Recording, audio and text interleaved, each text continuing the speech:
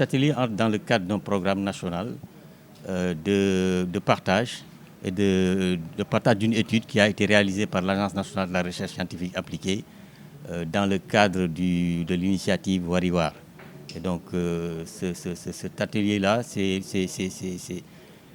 un atelier de partage de l'étude de cartographie des besoins et des offres en matière de recherche au niveau du Sénégal. Et également, nous profitons de l'occasion également pour vulgariser une plateforme numérique de collaboration qui a été réalisée également dans le cadre du projet Wariwar. Ça participe d'une forme de décentralisation de l'information. Nous avons souhaité aller jusqu'au fond des régions, au niveau des régions, essayer de partager cette étude de cartographie qui est assez importante, surtout avec les universitaires, mais également surtout avec les potentiels bénéficiaires des résultats de la recherche qui doivent en principe exprimer des besoins en matière de recherche et innovation qui seront satisfaits par les chercheurs. Voilà, ce sont des acteurs de la recherche, mais également les potentiels bénéficiaires des résultats de la recherche, à savoir le secteur privé, les associations de producteurs, les GIE de transformation, etc. Donc la société en tant que telle. Parce que vous savez qu'il y a beaucoup de problématiques aujourd'hui. Pratiquement toutes les problématiques majeures de la vie, à savoir l'environnement, à savoir les problèmes de santé, etc. Toutes ces problématiques sont aujourd'hui multiples, plurielles, mais également pluridisciplinaires. Et donc, en principe, la recherche est attendue pour des solutions idoines pour toutes ces problématiques-là. Donc, véritablement, la recherche est attendue pour avoir beaucoup plus d'impact sur l'économie, mais également sur le bien-être des populations. Donc, la recherche est attendue pour ça. Oui, cette étude nous a permis de procéder à la cartographie de la recherche et de l'innovation au Sénégal selon plusieurs critères. D'abord, par rapport aux structures, on a pu identifier tous les acteurs qui interviennent dans l'écosystème de la recherche, quel que soit leur statut, qu'ils soient publics ou privés, quel que soit également leur domaine de recherche ou leur périmètre scientifique. On a pu aussi identifier toutes les ressources affectées à la recherche et à l'innovation au Sénégal, que ce soit du point de vue des ressources humaines ou des ressources financières. Et de ce point de vue-là, l'un des principaux résultats de cette étude a été de montrer que, globalement, le Sénégal fait beaucoup mieux que la plupart des pays qui lui sont comparables, que ce soit les pays de l'Afrique subsaharienne ou les pays à revenus inférieurs. Mais le Sénégal est quand même très loin de la moyenne mondiale. Si on regarde, par exemple, le nombre de chercheurs, l'indicateur d'intensité, le nombre de chercheurs par million d'habitants et également par rapport aux ressources financières, les montants financiers alloués à la recherche, on fait mieux, encore une fois, que les pays qui nous sont comparables, mais on est très loin de la moyenne mondiale.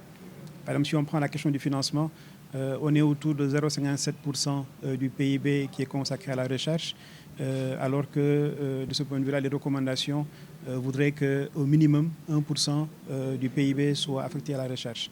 On s'est aussi intéressé aux résultats de la recherche, quels que soient les types de résultats, les travaux scientifiques, les articles scientifiques, mais également les brevets. Et les brevets aussi nous ont permis de faire un peu la cartographie pour voir dans quel domaine le Sénégal produit des brevets, autour de quelle technologie.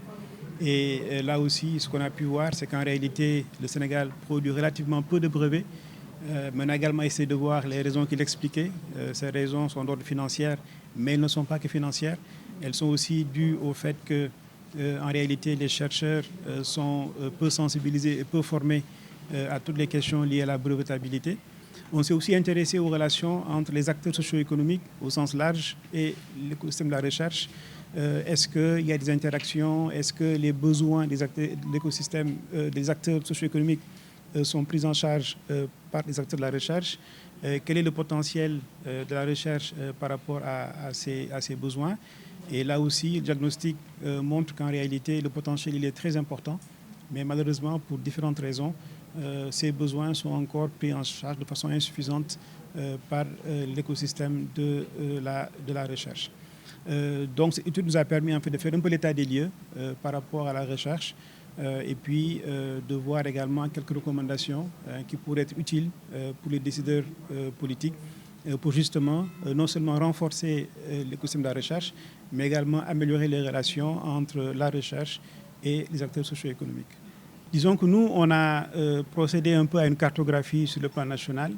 Maintenant, si on regarde par exemple les spécificités liées à la région de Kaolack, on sait que c'est une région qui est très agricole.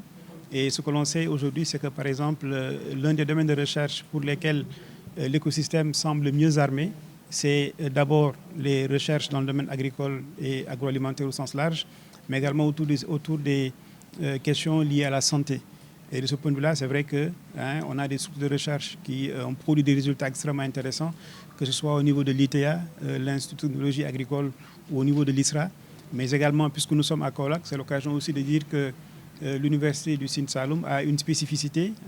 C'est la seule université au Sénégal qui a une vocation très très marquée autour du domaine de recherche et un domaine académique, à savoir les sciences agricoles.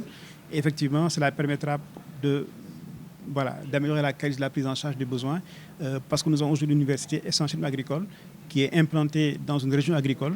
Effectivement, c'est une opportunité aussi pour pouvoir améliorer les relations entre l'écosystème de la recherche et les acteurs socio-économiques.